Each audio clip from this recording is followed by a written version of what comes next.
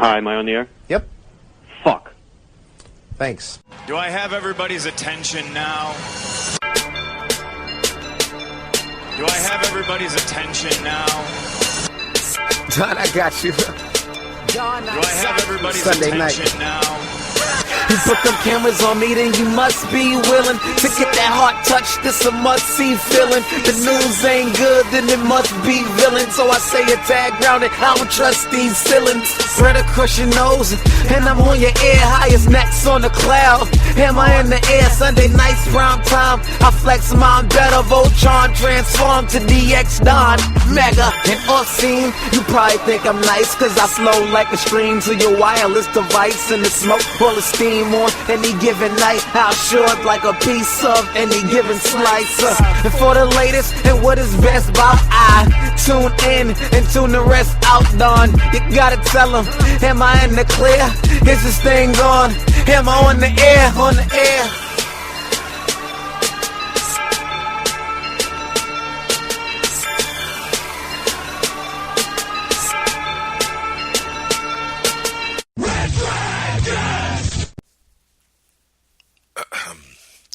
Hi, am I on the air? Oh, yeah. What is going down, everybody? Welcome to a brand new edition of Am I on the Air? It is Monday, December the 8th of 2014. My name is Don Mega. I am your host for Am I on the Air, as always. And I welcome you to the show. It's Season 9, Episode 15. Today's episode is titled The Squizod. So the Squizod is really talking about what's probably the biggest story of the week, and that's that we have our official cast of the Suicide Squad. Yes, super excited to talk about this, and there's actually a lot of good casting news that we're going to get into. DC blasted it out with the Suicide Squad casting. And then we got some confirmation on Deadpool, and we got some confirmation on Doctor Strange. We even got some confirmation from Marvel on Jessica Jones for the Netflix television series.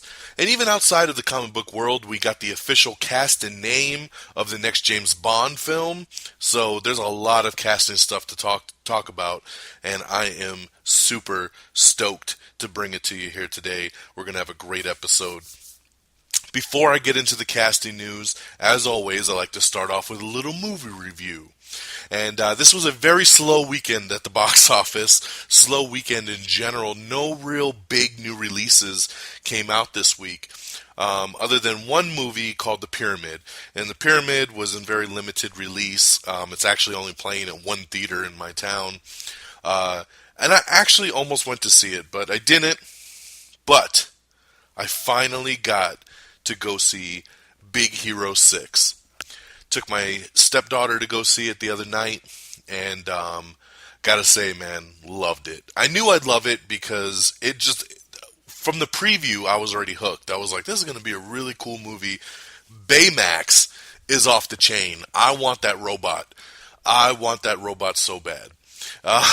He is so cool. The trailers had me just hooked. And that's saying a lot, because if you've been listening to the show for a long time, you should know that I'm not very big into animated films. I know a lot of people are, but for me, it's very hard to get me excited about an animated feature. There's just something about it. It feels very just childish and kiddie to me, and it's hard for me to just kind of let go of all of that and sink into an animated film. There's been a lot of good ones, though, in the last couple of years. I mean, that come to mind. Wreck-It Ralph, I thought was amazing. Of course, earlier this year, we had the Lego movie, which I thought was outstanding. And then every once in a while, a movie like this comes along where you see the trailer and you're just like, even as an animated film, I was like, I gotta see this film. So it took a little while, because I know it's been out for almost a month now. Yeah, I think it was a month ago to today that this movie came out with Interstellar. And so I'm glad I finally got to see it. And I gotta say, I really, really enjoyed it. The story basically is about this young little kid named Hero. Hero's kind of a little juvenile. He doesn't know what he wants to do in life. He's a super genius. He's kind of into this robot fighting, and his brother works at this like tech kind of college, and him and his friends build and create all these really cool gadgets. And his brother tells Hero, like, hey, you should totally come to this school, come work with us. And some events happen. I don't want to get into spoilers, but some events happen, and basically Hero meets Baymax. Baymax is originally designed, he's the big fluffy white robot that you see in the trailer, and he's designed as a medical robot. He kind of comes whenever you say ouch or you scream out in pain, he pops up and he wants to know what's your pain level, and I'm here to help you out. He's a medical robot that's here to help people. But Hero turns him basically into this superhero, puts on the red suit and everything, and him and the friends from the college and everything all become the Big Hero 6. They become a group. There's a guy that steals this nanobite technology, and they have to go try to get it back. This movie has a lot of heart. I thought the action scenes were beautiful. I wish I would have seen it in 3D, because some of the scenes I could just tell in my mind. I was like, man, if I saw this in the 3D version, I bet it was amazing. But I saw it in 2D, but it still looked so beautiful for an animated film. It really popped. I really loved everything about it. I thought the characters were really cute, and I liked, the ensemble that they had put together. I liked when they all kind of became heroes, how they were, not really comfortable with it, but they were trying to get into it, and everything that kind of came about in this movie I thought was really, really good. And Baymax, like I said, man, you have to have a soft spot for this robot. He is just the cutest thing in the world. So out of 5 stars, I gave Big Hero 6 4 out of 5. And I know I heard a little bit of grief from some of our Red Dragons radio cohorts, Friggins, a.k.a. Lobster Johnson, and Peeps from the People's Forum were tweeting me saying, like, what? How are you only going to give that 4 stars? I know they were saying they liked it better than the Lego Movie. I have to disagree. I think the Lego Movie was a way better film. I gave the Lego Movie 5 stars, and they were curious as to why I didn't give Big Hero 6 5 stars. I don't know. When a movie is 5 stars, you immediately know. You walk out of the theater and you're like, that was amazing. That was a 5-star film.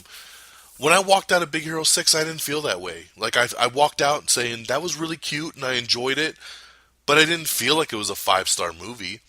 It just... And I don't know if there's really any elements that I can sit here and just be like, it lacked this, and it lacked this, and it lacked this.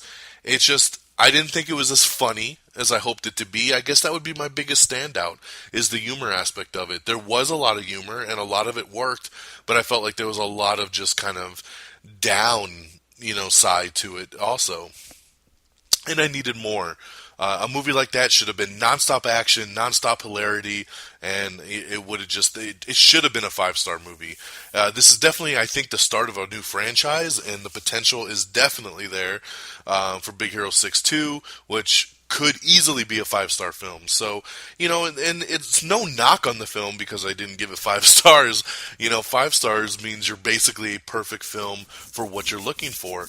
And it was close. I mean, that's why I give it 4 out of 5. I thought it was awesome. I would highly recommend it to anybody to go see, especially families. So, don't get me wrong, when I lay down the star scale for Big Hero 6, I thought it was great, and I really do think you should check it out. So 4 out of 5 stars for me on that. Alright? Okay, let's jump into this big casting news that we've been running down. I'm so excited to talk about this. I almost did another special Am I Still on the Air and started pulling all the troops together again, but I held off. Even contemplated doing like a live video on our YouTube channel, which is something I still really want to get into. I don't know why I'm hesitating, but it's got to be coming here soon because it's something that's been in the back of my mind now for a while. But let's talk about it. So the first big one I want to get into, of course, the Squizod, the Suicide Squad. The Suicide Squad is a very unique property, and DC is going all out on this one. For those of you that don't know, the Suicide Squad is this group of villains, basically, in the DC world that are used as a task force. They're called Task Force X, aka the Suicide Squad, and basically they have a little chip that the government puts into their brain, and if they try to escape or they try to do anything wrong that we don't see fit, we kill them. Hence, the Suicide Squad. We'll blow up the chip and we'll murder them. So it's kind of a win-win for us because if they die during the mission, we don't lose any of our good people. We're losing villains that are like on death row.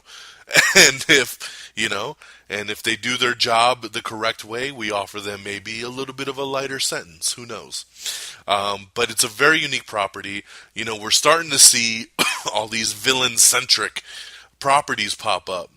Like Spider-Man wants to do Sinister Six, and we hear about a lot of these things saying we want to do it from the villain's perspective, like a Venom movie, and like how Maleficent was supposed to be, stuff like that.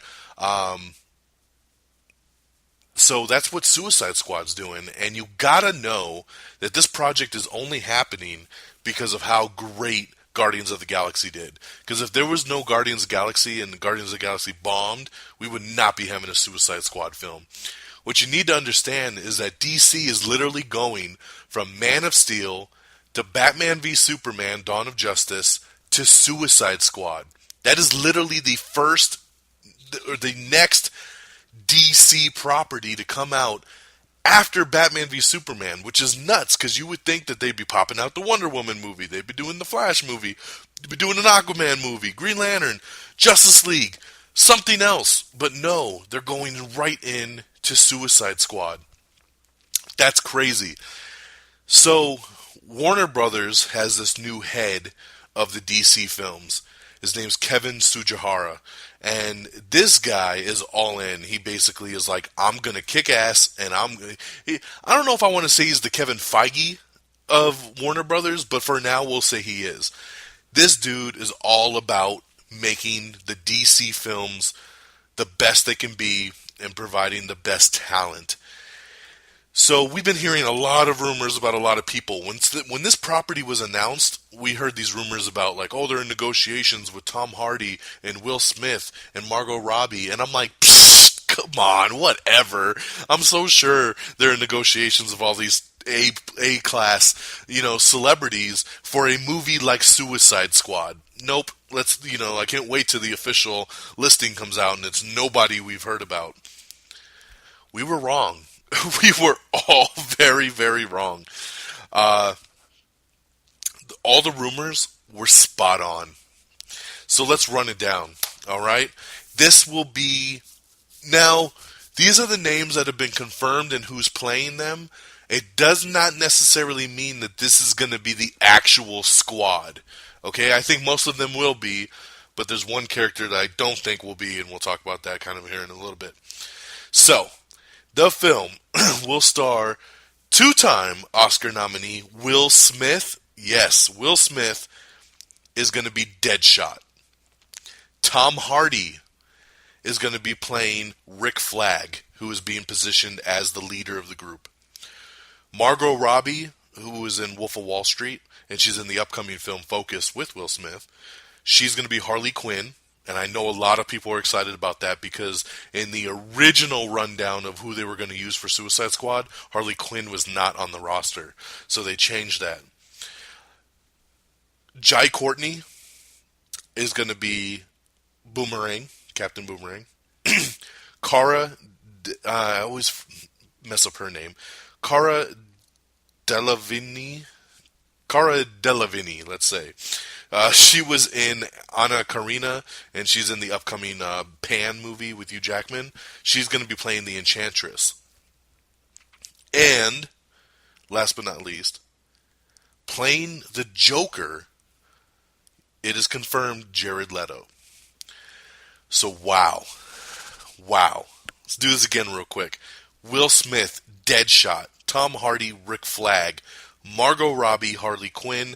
Jared Leto, the Joker. Jai Courtney as Captain Boomerang. And Cara Delevingne as the Enchantress. It's directed by David Ayer, who just did Fury. He also did Training Day. He did Sabotage, the movie with Arnold Schwarzenegger. Great director. So, this is pretty badass, if you ask me. They killed it. They absolutely killed it. Tom Hardy, Will Smith, Jared Leto, and Margot Robbie. Amazing. Jai Courtney is one of the most up-and-comer names in this business going today. For those of you that hear that name, because I get this a lot, I tell people, Jai Courtney, and they're like, who? You've seen the guy. There's no doubt you've seen the guy because he's been popping up all over the place in the last couple years. He was in Divergent. He was Bruce Willis's son in the last Die Hard movie, in A Good Day to Die Hard. He was the villain in Jack Reacher with Tom Cruise. He was in I, Frankenstein. He is going to be Kyle Reese in Terminator Genisys. This dude is all over the place. He's one of these new actors that Hollywood is all about. They love this dude. And now he's going to be Captain Boomerang. Which was funny because last week's Flash Arrow crossover, we saw our first vision of Captain Boomerang. They even mentioned the Suicide Squad in the TV show. Of course, the DC television and movie universes are separate. But I thought it was really interesting that right after they announced Jai Courtney, we get Captain Boomerang on an Arrow episode. So this is really, really cool. I am loving all of this. And it's funny because Jai Courtney, when we initially talked about him being rumored for the movie, he was being listed that he was going to be Deadshot, which Deadshot ended up being Will Smith, which is kind of crazy. So it's funny to see how it all kind of like changed around. So the big question mark here for a lot of people is Jared Leto as the Joker. Now, in no iteration of the Suicide Squad comics is the Joker a part of the Suicide Squad. So a lot of people are kind of getting a little bit pissed, saying, that's dumb, man, you can't have the Joker in the Suicide Squad, that's not what it's all about, blah, blah, blah, blah, blah. I have nothing to go off of, and this is pure speculation, but from my point of view with the way this project is rolling, I do not believe that the Joker is going to be in the Suicide Squad. I don't.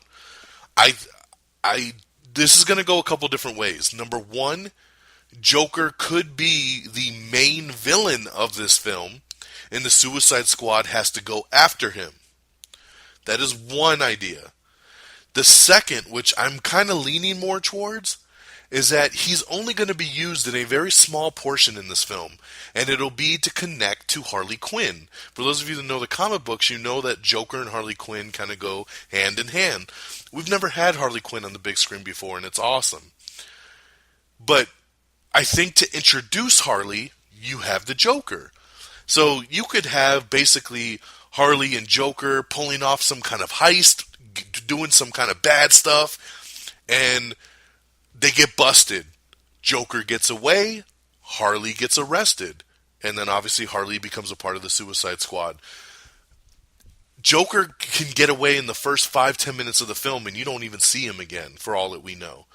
So I am really thinking more along those lines, that he's just there to introduce Harley. He's there for us to know, look, the Joker is in this DC universe. It could be something to where he's in Arkham Asylum, and he breaks out with Harley, and then they get caught, and once again, he escapes, Harley gets arrested. There's so many different ways they could do it, but I really think it's going to center on Harley. Now, if they want to make him a bigger deal, then like I said, he could be the main villain. You know, he could be the villain that the Suicide Squad has to go after. Because he's so crazy, no one else can stop him, right? And Batman's too busy with Superman. If they want to try to play with the timeline, I don't know. I think it'd be cool if they even have a Ben Affleck cameo in this film. And then you see an interaction with him and Joker and everything, and Joker get away, and then Batman arrests Harley and drops her off with Amanda Waller. Which, talking about Amanda Waller, she's the chick who's kind of in charge of the Suicide Squad, and there's a lot of rumors going around in Hollywood right now that they want Oprah Winfrey to sign on to be Amanda Waller. That would be crazy as well. Like I said, they're going full on out with this casting. So that's my idea with the Joker. I really, really, like 95% doubt that they're going to make him a part of the Suicide Squad. It just doesn't make sense. He's not a team player. He's not going to, like, get along with all these guys. It would be really weird and stupid. And I think they know better than that, you know? Harley Quinn is a newer member of the Suicide Squad that's only been a part of the group for the last couple years. So even her, to a lot of people, doesn't really fit. But she is, at least in the comic book iteration. Joker never was, and I don't think that they're going to make him just to kind of shoehorn him in to this universe. I think he's going to be there to plant a seed for something bigger down the road, you know? So it's no shock when we see him pop up again in the Ben Affleck Batman solo movie down the road. So that's my idea for that. Awesome stuff that the Suicide Squad is bringing us. I'm so excited for this film. I can't wait till they start filming and we start to see, some pictures of them in costume or the first poster of them together. I think it's so great, man. I'm just so giddy, like, over this, you know. The film's going to start shooting here soon, I think in April. It's going to run till about September, and then the film will come out August 5th, 2016. All right, so that is The Suicide Squad. If you want more info on it, of course, you can always find the info on our Facebook and our Twitter page. All right, so let's keep talking some more casting news. It was also confirmed that we have our Doctor Strange. Marvel officially confirmed, finally, that Benedict Cumberbatch is your Doctor Strange. We all knew it. This was no surprise. It was no shocker. You know, we've been reporting that Benedict Cumberbatch was in final negotiations and all this stuff, but then it kind of went quiet. Marvel did that big press conference and they announced all of Phase 3 and everything, and they even asked Kevin Feige, hey, what about Benedict Cumberbatch? And Feige said, if Benedict Cumberbatch was confirmed, he would have been here today. And he wasn't. So it was kind of like, oh shit, maybe that's he's not signed for this thing. A lot of the speculation going around Cumberbatch is that he's probably going to get an Oscar nomination for the Imitation Game that's out in limited release right now. The movie is getting rave reviews. He's getting rave reviews, and they think they wanted to kind of get his name out there in the awards season before they announced him officially as Doctor Strange. He's excited for the role. He's ready to do it. The movie's, like I said, coming out in 2016 as well. So there you have it, ladies and gentlemen. Benedict Cumberbatch is officially your Doctor Strange. And in another no-brainer of casting we all saw coming, but it's nice to finally know it's official, is that Ryan Reynolds is officially returning to be Deadpool in the Deadpool solo movie, also coming in 2016. This is exciting. It was funny because me and a friend of mine were out to lunch last week, and we were talking about casting stuff, and I said to him, I don't understand how the hell Ryan Reynolds hasn't been confirmed yet, because they announced the Deadpool movie a couple months ago, and we all figured 99% that Ryan Reynolds would be back as Deadpool again. But there's been no word at all. And I said to my friend, I said, man, that's so crazy. I can't believe that they haven't confirmed this dude yet. And literally, as I'm talking to him about it, and he's agreeing with me, and he's like, yeah, that is really weird. He does a quick Google search on Ryan Reynolds, and up pops a tweet that Ryan Reynolds had just sent out like the previous hour before we were talking about this, saying it's chimichanga time with the picture of Deadpool, and then Variety and everybody else started reporting that the deal has been finalized, and he's back as Deadpool. And I just thought that was such a coincidence that I brought that up, and we were in the middle of this discussion, and Ryan Reynolds tweets that he's on board. So I was like, damn, it's kind of meant to be right there. So it's very, very cool. I'm excited. It couldn't have been anybody else. Deadpool needed to be Ryan Reynolds, and I don't know what the delay was in announcing him either, but it's just good to know that they weren't stupid and tried to go a different route. They stuck with the guy they had. They stuck with the best choice for the role, and that is Ryan Reynolds. So there you go, ladies and gentlemen. Your Deadpool is locked in, and we're getting them in 2016. We'll, of course, keep you posted as more and more info comes out on these movies as we get closer. And last little bit of Marvel casting news is that we know Marvel is doing a deal with Netflix, and starting in 2015, they're going to be doing some Netflix shows. Up first is Daredevil. They're pretty much, I think, finished filming Daredevil now. I think it's going to come out in the first part of 2015. Then the next series that they're going to do is Jessica Jones. Jessica Jones is a female superhero that kind of like doesn't really want to be a superhero anymore, but still wants to help people, so she opens like a detective agency and helps people kind of solve crimes, right? So Jessica Jones is the next one to be done after Daredevil, and we just got our Jessica Jones. Krysten Ritter is going to be Jessica Jones. I love this casting. I love Krysten Ritter. She is awesome. She's a great actress. She's very easy on the eyes. And she's great because she has like a physicality to her, but she's also very comedic. And I think for something like a Jessica Jones, she's an awesome pick. The only thing I'm a little sad about is I know, Alexandria Daddario was up for this, and I would have loved to have had her just a little bit more.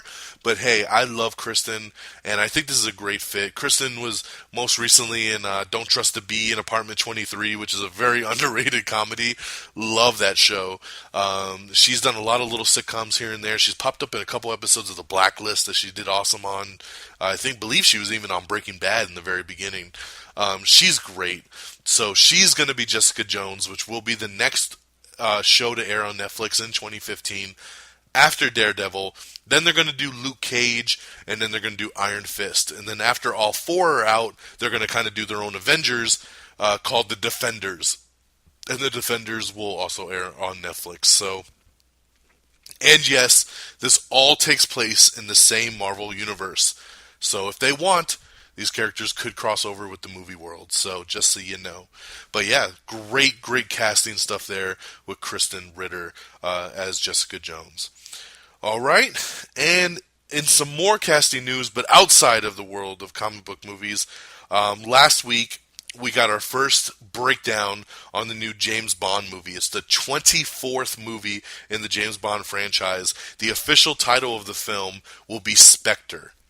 So this is going to also star Daniel Craig once again reprising his role. He did Casino Royale, he did Quantum of Solace, and of course he's coming off Skyfall, which is the biggest Bond movie ever.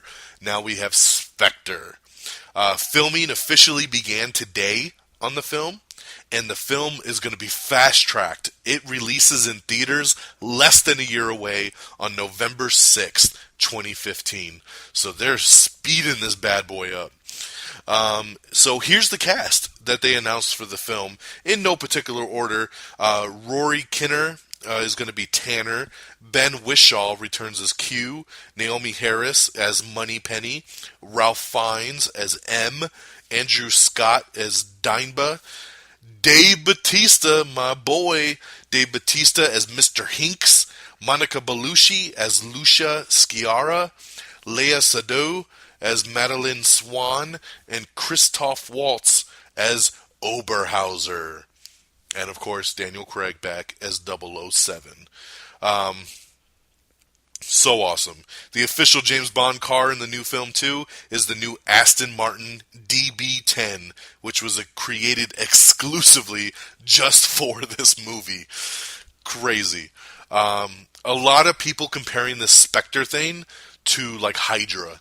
Like, this is like this evil background organization that's been working with the Double O's all these years and all this stuff. So, I don't know. It sounds very interesting. What I'm super stoked about this is Christoph Waltz coming in as the villain, which I think he's going to be one of those twist villains, because in one of the articles I read, basically it was saying he's kind of like, he helped raise James Bond, and he's kind of this father figure to James, which of course I think will end up being the big baddie at the end. But, of course, my biggest thing, because I have such a soft spot, and I already talked about it, Dave Bautista. I love Bautista. Big fan of his in the WWE. I'm so happy for this dude coming off of Guardians of the Galaxy. It's like star levels through the roof. Everybody loved him in Guardians. He's going to be starring in that new Kickboxer remake. And then now, James Bond, man. I mean, how much bigger can you get? You're in a Marvel movie, which is one of the most successful Marvel movies of all time. And now you're going to be a bad guy in a Bond movie, Mr. Hinks. That is awesome, dude. Kill it, Dave. I'm so proud of you. I'm so happy for you coming off the world of wrestling, following in The Rock's footsteps. It is just so badass. So there you have it, ladies and gentlemen. Spectre, now filming, will be released November 6, 2015. Get ready for that 24th Bond film. All right.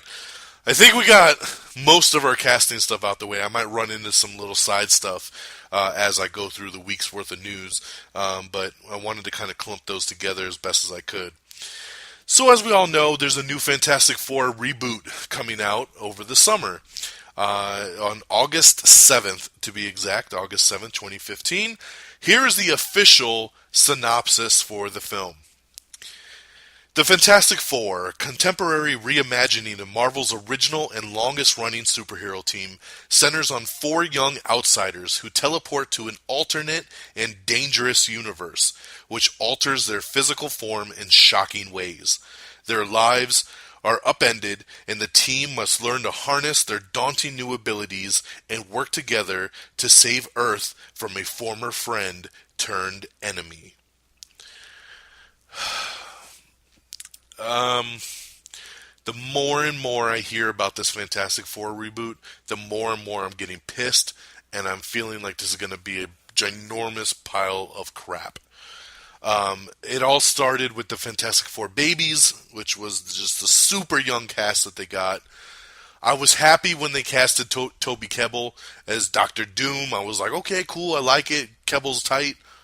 And then they said, well, he's not going to really be like that Dr. Doom. He's going to be like this nerdy, like, tech kind of hacker guy. And his online handle is Doom. And, you know, and then now it's like, oh, they went to this alternate universe. And that gave him powers. And they're changed. And I'm hearing these rumors that, like, their Fantastic Four suits are literally like space suits. Like, it's just like their contaminant suits that they wore when they went into the alternate universe. I don't know. I'm hoping a lot of this is just bullshit, and a lot of this will change. The thing that's killing me with this is that we keep hearing, like, all this crap about this movie, but Fox has not put out a trailer. They have not put out a single image. They have put out nothing for this film, so we have nothing physical to actually look at and deal with. All we're doing is going off of all this print stuff, but everything that's being written about this film sounds horrible. So I am not happy with this synopsis. I'm not happy with how this seems to be playing out. And I don't know, man. I'm still got my fingers crossed. It's a Marvel film. I know the guy, you know, Josh Trank, who directed Chronicle, is directing this, and he did great with Chronicle. I know, like, even though they're the younger Fantastic Four, I like the cast that they put together on it. You know, I know, you know, the guy that was behind writing X-Men Days of Future Past is behind this, and that movie was great, so it has a lot of good things going for it, but everything we're hearing just sounds so bad. It's not even the Fantastic Four anymore. It's just like they decided, let's make our own brand new team. and we'll call it the Fantastic Four just to save the rights. You know, it just doesn't feel right. Okay, let's keep it rocking and rolling with the rest of the news of the week. Parks and Recreation's final season is going to be premiering on January 13th, for those of you. WB is reportedly very, very happy with Joseph Gordon-Levitt's script for Sandman. Sandman definitely coming soon. They're moving along very well on the script and everything. Will Ferrell is set to headline a new comedy set in the world of competing Shakespearean actors. This sounds like something Will Ferrell would do. Hilarious. The Vampire Diaries and the original star Claire Holt is looking to be the front runner to play Supergirl in the new television series. Speaking of Supergirl, they are still continuing to talk about that it will take place in the same universe as Flash and Arrow. That would be fantastic. We totally need to keep these shows in the same universe. I really hope Supergirl is in that same universe. And speaking of Flash and Arrow, if you didn't watch last week's episode, you need to go back and watch. It was a 2-part series. The first episode was called The Flash versus Arrow. It aired on Tuesday. It was actually the Flash's episode, but Oliver / the Arrow and his team came to Central City and we're looking for a villain, and they ended up fighting each other because the Flash ended up he got infected by this bad guy who put rage in him, and then we got to see a fight between Flash and Arrow, and it was awesome. And then the next night on the Arrow show, they did an episode called The Brave and the Bold, and Barry, aka the Flash, and his team went to Starling City and helped Arrow out with Captain Boomerang. So it was an amazing crossover. I loved both episodes. Plus, both episodes were the highest rated shows of the season on the CW. Flash has been doing amazing in ratings. It is the #1 rated show on the CW, and the crossover episode for the Arrow was the highest rated episode of Arrow on CW. So that is awesome as well. So it proved that this crossover really, really works, and if they're smart, they need to make sure that this Supergirl one stays in that same universe for sure. But yeah, awesome episodes. Go watch them. You can see them on Hulu, CW app, whatever you got to do. Check them out, man. I keep trying to tell people, because it's funny how many people are still like, well, I watch Arrow, I don't watch Flash. Watch the damn Flash. They're meant to be together. Or people that say, I watch Flash, but I don't watch Arrow. Watch Arrow. They're meant to be together. They're both fantastic shows. If you like one, you'll definitely like the other. So I don't know what the hesitation's for. Watch them both. Last week was amazing. The only thing that sucked is after it was done, I was like, man, I want them to team up like every episode now. It's going to be hard to see them go back to their own individual shows after that. All right, let's keep it moving with the news. Amber Heard has joined a new film called The Danish Girl. I don't know much more about that. Felicity Jones is going to co-star with Tom Hanks in Inferno.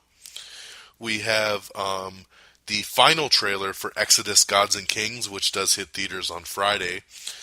We have the international trailer for Wild Card, which is a new Jason Statham action movie. The new trailer for Vice, which is a new sci-fi action movie with Bruce Willis and Thomas Jane. It looks really interesting. I'm definitely interested to check out Vice, although I think this is going to be a straight-to-video movie. It just has that feel a little bit. Honest trailer. We have our honest trailer of Dawn of the Planet of the Apes. This, of course, was in celebration of Dawn hitting Blu-ray and DVD last week, so that was our honest trailer. It was good stuff. Good stuff. Kerry Washington and Kate Hudson are in early talks to star in a new Warner Brothers thriller. The National Board of Review Awards of 2014 has named A Most Violent Year the best film of the year. That, of course, is a film that's only coming out very limited release. I think they're trying to get some Oscar buzz for it. It has Jessica Chastain and Oscar Isaac. So the National Board of Reviews said it was the best film of the year. HBO has ordered Martin Scorsese and Mick Jagger rock drama to series. So they're going to have a new series coming next year. Peter Jackson says the Tolkien estate rights are preventing any more Middle-earth films from being made. This kind of came out because Peter Jackson was saying, I'm done. Like, we're putting the Lord of the Rings and all that stuff to rest now that the third Hobbit movie is coming out. And, but then Ian McKellen was like, oh, I don't believe that for a second. We're going to do more movies. And then so everybody was like, what? You're going to do some more movies? And then Peter Jackson was explaining that basically they're not allowed to make any more movies because all of the rights belong to the estate, and the estate is not selling or providing use of those rights. The only ones that are public domain is The Lord of the Rings and The Hobbit, which now have films. So he's saying that it's going to be impossible to do any more at this point, which I'm totally fine with because I hate these damn films. Matt Reeves, speaking of Dawn of the Planet of the Apes, director of Dawn of the Planet of the Apes, Matt Reeves, after he makes the next Apes movie, is going to be directing a new bank heist thriller for Fox Studios. In a trailer report, the Star Wars Force Awakens trailer has beat Age of Ultron in its full debut. Nurse Jackie has added Chris Elliott to its final season. I'm a little sad about this, but Nick Kroll's Comedy Central series, The Kroll Show, is going to be ending with its upcoming third season. So yes, the third season, I believe, starts next month, and that'll be its final season. I'm very sad about this. I like Nick Kroll a lot. He's awesome on The League. He's somebody I've been following for a long time. And when he started The Kroll Show, I was like, all right. He does some really cool characters on this show. But I don't know. It seemed kind of like a mutual thing. Like Comedy Central was kind of like, hey, if you're done, you're done. And he was kind of like, yeah, I think I'm done. So it doesn't seem like it's really a full-on cancellation or anything. They're just not going to do it anymore after this upcoming season. So a little sad to see that one go because I do love The Kroll Show. All right. Let's see here. We have a new Everything Wrong With, and it's for Everything Wrong With the Twilight Saga Eclipse. We have a new trailer for Black or White. It's a movie starring Kevin Costner and Octavia Spencer. Marvel's Agent Carter, which is coming out next month. The premiere episode has been extended to 2 hours. It's going to be a 2-hour premiere episode. That's awesome. Looking forward to Agent Carter. A Source Code sequel is on the way. Anna Forrester, who directs Outlander for the Starz channel, she's going to be directing the film. So original director Duncan Jones is not returning, and it does not look like Jake Gyllenhaal is returning either. So this is just going to be another spin on that concept. I like Source Code. I didn't love it, but without Duncan Jones or Jake Gyllenhaal, I don't know how well this is going to be. But keep you posted and see how this one kind of comes together. Rumor mill is stating that the full first official trailer for Star Wars Force Awakens will debut in front of Marvel's Avengers Age of Ultron. It makes sense. They're both owned by Disney. It's going to be the biggest movie of the summer, so let's put the trailer on in front of that. I think it makes a lot of sense. So that is the big rumor going around right now, that the new Star Wars trailer will debut before Age of Ultron. We put up a poster, kind of an article with a poster showing the first look at promo art for Avengers Age of Ultron that shows Vision. Now, Vision is a character that's going to be a part of the Avengers. It's Paul Bettany is playing him, who does the voice of Jarvis. They haven't shown anything. There's been no posters. He's not in the trailer, but they put out this promotional piece that has all the Avengers on it, and Vision is like right in the middle floating, and he looks awesome. I mean, he looks really spot on to the comic book, which is really cool because I didn't think they'd be able to pull it off, but they did. Who knows what other tweaks or anything they're going to make to this character, but based just off this promo art, he looks fantastic. F. Javier Gutierrez, who's been working on the Crow reboot, has dropped off the film. He will no longer be doing the Crow reboot. The studio has already replaced him with a director named Corinne Hardy. Corinne Hardy really has no film directing credits to his name. Makes me a little worried. I am a big fan of The Crow. The Crow is one of my all-time favorite movies. It's funny because I was just listening to the new episode of the People's Forum, and they were doing an episode on remakes and reboots, and the subject of The Crow came up. And my name got mentioned during the conversation, saying how I was okay with a reboot, because a lot of people aren't okay with reboots of their favorite films. So, yeah, since I wasn't on that episode, which I should have been, but since I wasn't, let me kind of talk about the fact that I was okay with it is because they had a decent director who was working very closely with the creator of the comic to make a vision that was very close to the original source material. Plus, they had Luke Evans on board, and I love Luke Evans. I think he's an amazing actor, and I think he's a perfect fit for The Crow. But now, things are falling apart. Javier Gutierrez has dropped out, and now it looks like Luke Evans is dropping out.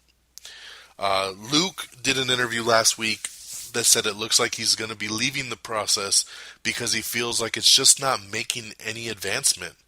He says that, he's been signed to the movie for a couple years now, and nothing's happening. There's been just a bunch of little meetings and pre-production, but they haven't started shooting anything. They don't have an exact start date. They don't have really anything set. And he's feeling like, hey, I can't commit and just sit around to do this film when I have no idea when the hell the thing's going to get made. He's got other offers on the table, and he's got to do what he's got to do. And this kills me because you lose your director, and if Luke leaves, then I'm scared. Then I don't want the Crow reboot anymore because I am super scared because they go and they get this Corinne Hardy guy who is only directed like commercials and music videos. Not saying he can't do it, because a lot of our big directors started that way. But don't hand the Crow reboot right off the bat to him. So it worries me. Luke, if you're listening, I know you're a big fan of Am I on the Air and you listen every week, please don't leave. The Crow is special to my heart, and I need you to be Eric Draven. Please don't leave. Please. I think we can still save him, but they need to start doing something on this damn movie. He wants to do it, but you can't blame the guy for leaving because nothing's happening. It's the same thing why Thomas Jane left after the first Punisher film. He was supposed to do the sequel, but it just sat, and it sat, and it sat, and nothing happened. And then he left, and then they made Warzone. It's like, do something. All right, moving on. Preacher, another comic book series that we talked about has been AMC has been looking at doing Preacher. They have officially ordered a pilot to be made so they could see if they want to pick it up. So that is cool. Preacher has been ordered to pilot over on the AMC channel. Jonah Hill is going to be starring in a new crime comedy called Arms and the Dudes. I'll take it. Love Jonah Hill. Matthew Vaughn's Marv Films is going to be adapting Ghost Girl, which is a young adult series. He's not. A lot of people have been saying, "Oh, he's directing," and talking about his direction style and all this stuff. Matthew Vaughn is not directing this. He owns a production company called Marv, and Marv Films is going to do this. So I'm sure he'll be a producer, but nothing more is going to be coming from Vaughn on this. The Two Guns director is going to be taking on a Fox disaster thriller called Cascade. Jane's Got a Gun release date has been pushed back again, and now it'll be at the end of 2015. Jane Got a Gun is a movie with Natalie Portman that she filmed back in 2013. And the movie was supposed to, it had one director and then the director dropped out. Then they got another director and the director dropped out. They had Bradley Cooper and then he dropped out. Then they had Jude Law and then he dropped out. Like, this film has like had so many casting changes and director changes and even release date changes, because it was supposed to come out in the beginning of 2014. Then it was supposed to come out at the end of 2014. Then it was supposed to come out in the beginning of 2015. Now it's coming out the end of 2015. I don't know what the hell's going on with this film, but this film's gotta be a big steamy pile of shit, because nobody knows what the fuck to do with it. So that's a little scary. Put it out straight to DVD and let's move on, man. Nobody cares Jane Got a Gun. Nobody wants westerns anymore. So it's a lot of effort and stress, it seems, on all these people, when this movie's probably not going to even end up doing anything. Congratulations to Jennifer Lawrence, whose song The Hanging Tree from Mockingjay Part 1 has actually cracked the Billboard Top 100 charts. Yes, it has peaked the Billboard charts. So the silly little song that she just sang in the movie has become an official single, and Jennifer Lawrence has charted on the Billboard charts. Congratulations, that's pretty awesome. Evangeline Lilly, who's going to be in the Ant-Man movie, she came out and she kind of talked about Edgar Wright's movie, and she talked about how they changed things, and she goes on to basically, in a nutshell, explain, after she's read both scripts, how Edgar Wright's version, which she said would have been a really fun comic book movie, it just did not fit the Marvel MCU. She said it would have stuck out like a sore thumb and it wouldn't have made any sense with the rest of the Marvel films. So she's like, I totally understand why Marvel had to do what they had to do and get somebody to connect it all. And she says both versions are going to be great. They actually just wrapped filming on Ant-Man, and she's super stoked about the film. Can't wait for everybody to see it. And it's pretty much what we all expected. We believe in Kevin Feige. We know the vision. And if they knew that Edgar Wright's vision wasn't going to work out, they had to move on. And they did. And it's going to make for a better Ant-Man film, because we need one that will coexist with the other 10 Marvel films that are out right now, and the next 10 that are going to come out. You know what I mean? So it's good to hear that she appreciates everything that happened. Emily Mortimer's Doll and M has been renewed for his second season at HBO. It always cracks me up, since I do this show and I'm so into the news. When I hear about a show like this, Doll and M, I've never heard of this show before. And then you read, it's been picked up for a second season. Where was the first season? I don't know where the first season was. Doll and M? I've never heard of this before, and I watch HBO all the time. Anyway, Ed Sheeran is Spotify's most streamed act for 2014, so congratulations to him. American Idol, Scott Borchetta is joining season 14 as a mentor. He's going to be taking Randy Jackson's spot as a mentor. He's the guy that found Shake It Off, Shake It Off. I can't remember her name right now. See, I told you, live recording, you space stuff.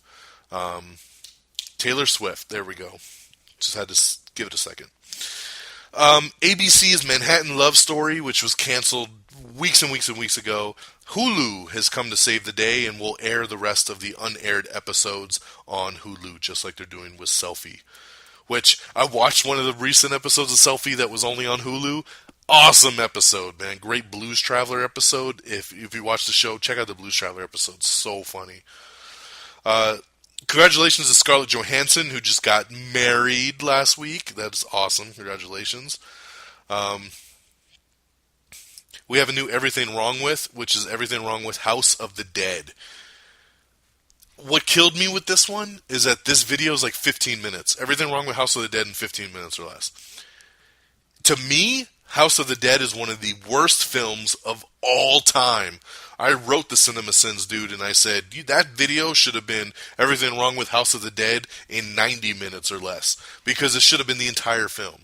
Plain and simple, It kills me that, like, Transformers got 2 parts, and then he's going to do House of the Dead in 15 minutes. No frickin' way, because that movie sucks. Alright, I digress. We got another trailer for While We're Young, which is a new Ben Stiller, Naomi Watts comedy. Got to put up a nice little cool movie mashup trailer of all the best trailers of 2014 that you can check out on the Facebook and Twitter page. The really cool thing, kind of going back a little bit to the Preacher pilot going on AMC, is that Seth Rogen and Evan Goldberg are the ones producing and directing the pilot episode. That makes me even more stoked because I love Seth Rogen and Evan Goldberg, and everything they touch seems to be gold. So I got a lot of high hopes for Preacher. All right. Cliff Curtis is going to be leading the Walking Dead companion series. No name has still been set for this other than the Walking Dead companion series. But Cliff Curtis is great. This dude is awesome. He was the big baddie on Gang Related, which was the show on Fox that just got canceled a couple months ago. I loved Gang Related. I'm so pissed still that Fox canceled that. But he's great. Awesome actor, great dude, and he is your lead in the Walking Dead spinoff. Let's see here. Oh, and in trailer news, this is one of the big trailers that dropped last week. We've been getting such great stuff lately. Terminator Genisys. We got the first official trailer for Terminator Genisys, and I loved it. I've gone back and watched it about 5 times. I think it's great. And you get the sense, and this is really what I was already thinking, you get this sense where it's not really a remake, it's not really a reboot. They're doing the Star Trek thing that J.J. Abrams did, where basically you still have everything that happened in the first 4 films, but there's been a rift in time, and now you're getting this alternate timeline with these characters that can kind of change the future again, and different things can happen. They go back in time. It's the same setup. John Connor sends Kyle Reese back in time to protect his mom, from getting terminated by the Terminator. He goes back in time to the 80s. It's exactly like Terminator 1 again. But now it's like you have the liquid metal Terminator, the T-1000's there again. Well, if only it was played by Robert Patrick. But, it's cool seeing that liquid metal again. And, chasing John Connor. But then Sarah Connor comes out of nowhere with the great, "Come with me if you want to live" line. She gets him, and he's like, "What? Like, I'm supposed to come back and save you from the Terminator." And she's like, "Oh, you're too late for that. We already took care of it." And it shows another scene where you see the young Arnold Schwarzenegger come, like in Terminator 1, and then old Arnold Schwarzenegger is standing there with a shotgun, and he's like, "I've been waiting for you." Boom! So it's like, that creates this twist where it's like the evil Terminator from the first movie gets taken out quickly by the old Arnold that was sent back to when Sarah Connor was a little kid.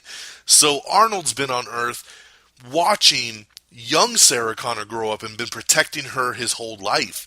That's why this Sarah Connor is younger, and it just, I loved it. I loved the spin that they did, and everything that this trailer posed to me looked great.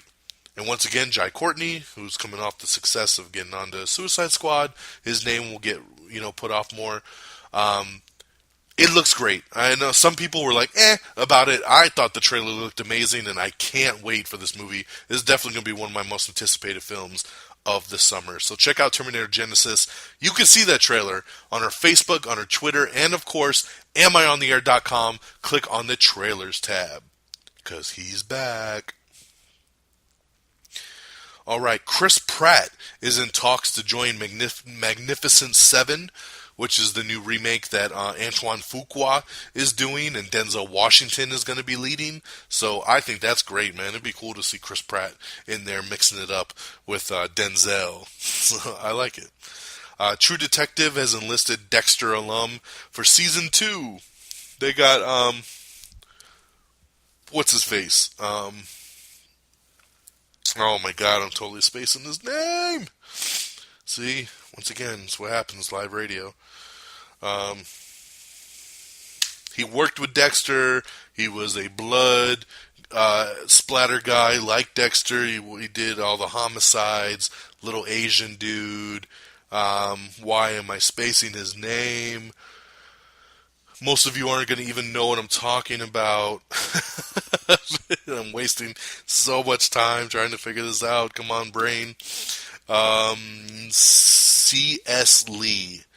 Yes, C.S. Lee is his name, and he'll have a reoccurring role on season 2 of True Detective. Wow. Sorry. It kills me sometimes. Get put on the spot like that. TNT has renewed Legends for season 2. So, I did not watch Legends. I know some people told me it was actually really good, but it looked like to me. But it did really well, and it's good to see it get picked up for a second season. We also posted, the first poster for Terminator Genisys, which has the obligatory ass shot on it of Sarah Connor's butt with her hand sitting there holding the T-800 head, and it says, reset the future in 2015, Terminator Genisys. It's a pretty cool looking little poster. I just think it's funny whenever you have a female actress in any of these movies that they're always got to be facing butt to the camera. Not that I'm complaining, but it's so funny because it's so typical of all of these studios to do something like that. Supermodel turned actress Sarah Malakul has scored the female lead in the Kickboxer remake. Teenage Mutant Ninja Turtles 2 has hired Earth to Echo director to direct TMNT 2. So that is cool. It'll be nice to have a new director in for the second Teenage Mutant Ninja Turtles. Kind of give it a little bit of a different feel, different flow. I think it'll work. I think it'll work really well. And this guy knows how to make, obviously, a kid flick, but knows how to give it a good heart and everything. Earth to Echo was a film that definitely got a lot of praise. So I think he'll handle Turtles really, really well. And from the word going around, we might see a little Bebop and Rocksteady popping up here in Teenage Mutant Ninja Turtles 2. So, very cool. Christopher Nolan might be directing Ready Player One adaptation for Warner Brothers. I can't see him doing this. I don't know much about Ready Player One, but Christopher Nolan just loves to do his own stuff. He's not really a director to hire that Warner Brothers would just be like, hey, can you make this for us? And he'd be like, okay, sure. He likes to write and do his own concepts and stuff. You know, Batman was really the biggest stretch for him. So, it'd be cool if he does. It just shocks me a little bit to think that he might sign on to do something like this. But that's the rumor. So, Christopher Nolan might be directing Ready Player One. Luke Wilson and Imogen Poots is going to be starring in Showtime Network's pilot called Roadies. I'll definitely check that out. I love Showtime shows, and Luke Wilson's awesome, so I'll check it out. We got an article up with Oscar Isaac talking about playing Apocalypse in the next X-Men Apocalypse. He's very excited about the role. He kind of talks about how he might portray it a little bit. Check out the article for the full details. Jesper Christensen's Mr. White is going to be returning in Spectre in that next James Bond movie. This was another piece of casting that came out after the big casting blowdown. Like I said, Ant-Man officially wrapped its filming, and also Batman v Superman: Dawn of Justice is officially wrapped filming.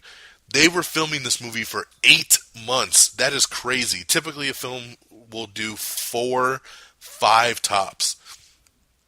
They did 8 months on Batman v Superman, so they got a lot of footage down. I'm thinking the shoot went very long because I think they were directing parts for the Justice League movie that they're going to use later. I don't know. A piece of me really feels like they just did a bunch of extra shooting that they're going to use in the Justice League movie since they had the actors there on set, you know? It just kind of makes more sense. We have the first trailer for Little Boy, which looks, I don't know, not my cup of tea. CBS has set the finale date for 2.5 Men and the McCarthys. They're both going to end in February, so they're kind of speeding those up a little bit. They're not going to go to the typical May like a lot of the other shows will. They'll finish up in February. This has been an interesting season of Two and a Half Men. I've been watching the show from the beginning. I didn't like when Ashton Kutcher first came, but the last couple seasons have actually been pretty decent. So I'm a little sad to see it go. The McCarthy's has been hit and miss. It's okay. I don't love it. I don't hate it. It might get canceled, and if it does, oh well.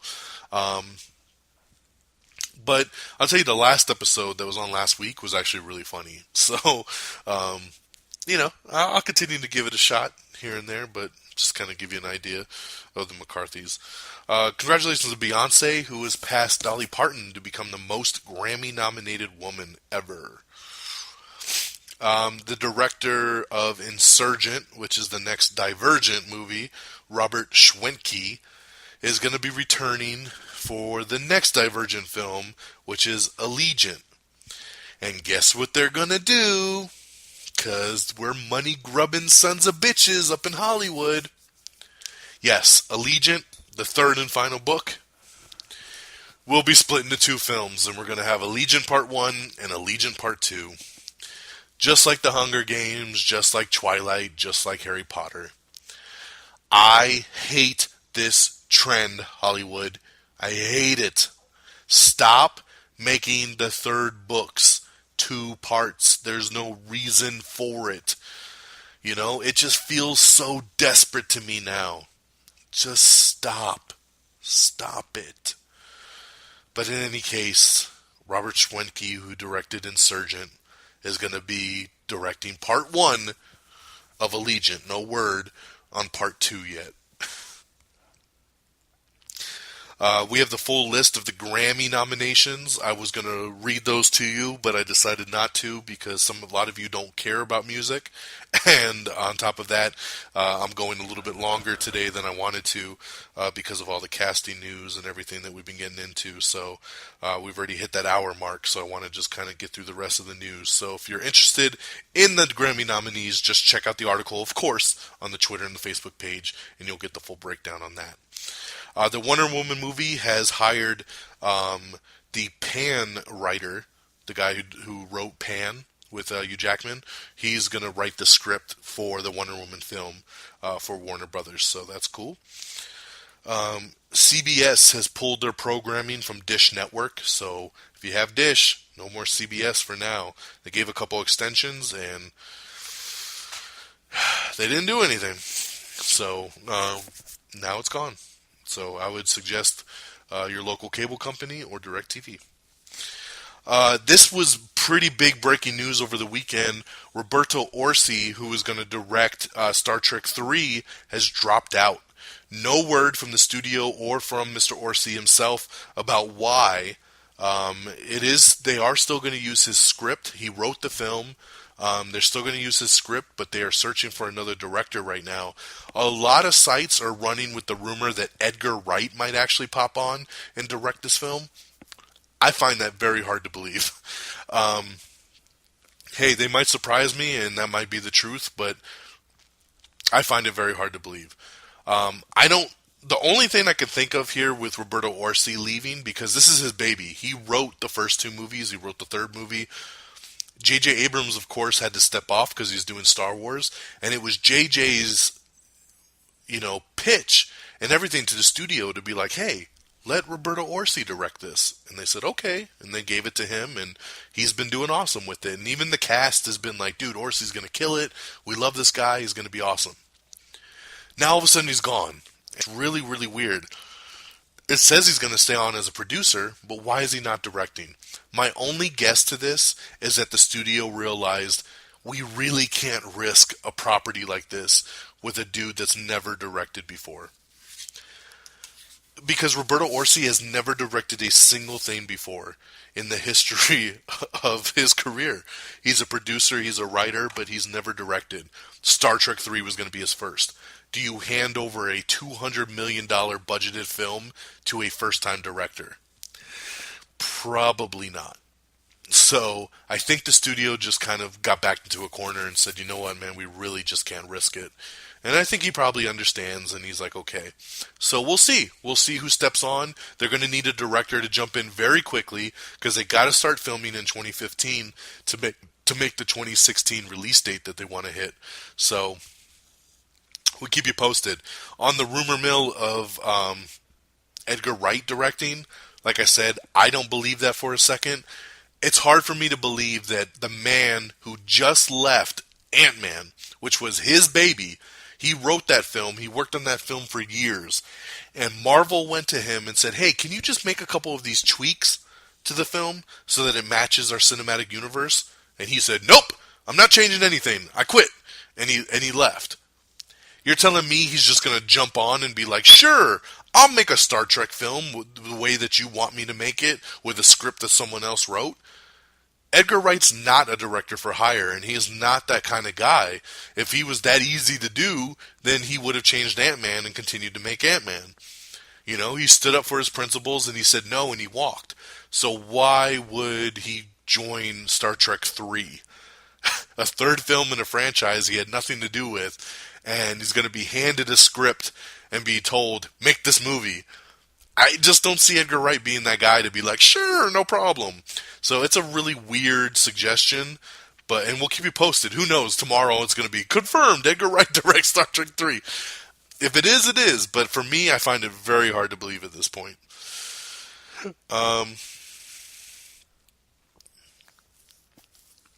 The Flash that airs tomorrow night the episode is going to be running an extra 2 minutes. So make sure that you set your DVRs accordingly, because it will run over at least 2 minutes. So set up a nice little extension there. We have the full winner list for the Game Awards of 2014. You can check that out. J.K. Rowling has said that she's going to be releasing some more short stories from Harry Potter here soon. I got a cool little article I posted up called Suicide Squad, A Brief History of the Black Ops Bad Guys. So if you want to know a little bit more about Suicide Squad, check out that article on our Facebook and Twitter page. That'll kind of break it down for you a little bit better. In a box office report, Mockingjay Part 1 is poised to become the second film, the number 2 title of 2014 in the United States. It's making a lot of money, and it's definitely going to be right up behind Guardians of the Galaxy. And I think it still has a chance. It could actually pass Guardians at the pace that it's going. But I think it'll slow down here in the next couple weeks, and it might not hit it. But it's definitely going to be the number 2 film, because it's getting very close to passing Winter Soldier. Now on Netflix is Anchorman 2 and American Horror Story Coven, so you can check those out on Netflix if you haven't seen them yet. Anchorman 2 is hilarious. We have a new trailer for Little Accidents, which stars Elizabeth Banks and Josh Lucas. Josh Brolin was interviewed, and he was asked about Avengers Infinity War, and he just basically said, ultimately, it's Thanos against everyone.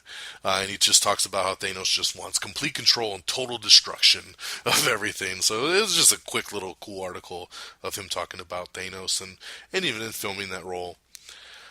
Jeremy Irons has revealed that his Alfred in Batman v Superman will be a different take on the character, and he's going to be a lot more hands-on. He says his role isn't very big at all, but for what they do use him in, it's going to be definitely something unlike you've seen from an Alfred in a Batman movie. We got some new set photos that we put up from the new film San Andreas, starring Dwayne "The Rock" Johnson, that you can check out. Jason Momoa started talking about Aquaman. He says he signed a 4-picture deal and that he wants Zack Snyder to actually direct his solo film. So it's funny to see all these guys want Zack now, because Zack did Man of Steel and Batman v Superman. Is going to be a producer on the Wonder Woman movie. Zack is starting to be almost like a Kevin Feige of the DC universe. I don't want to burn him out, though, because we know he's going to be directing Justice League 1 and 2.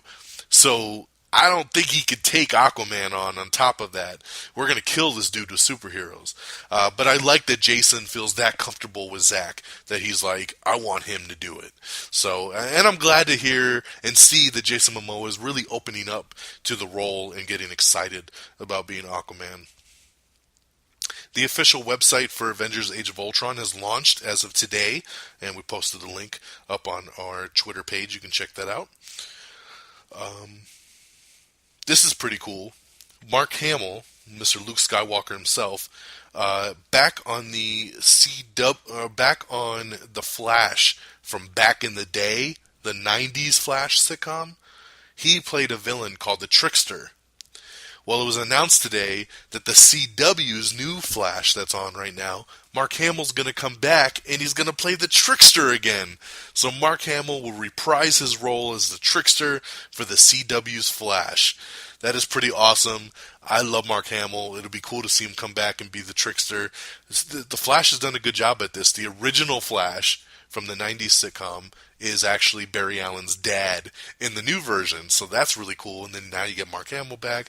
I like the little connections. I like the little nods. Totally dig it. Jamie Lee Fox and Emma Roberts are going to headline Fox's new upcoming horror comedy series called Scream Queens. So that's be cool.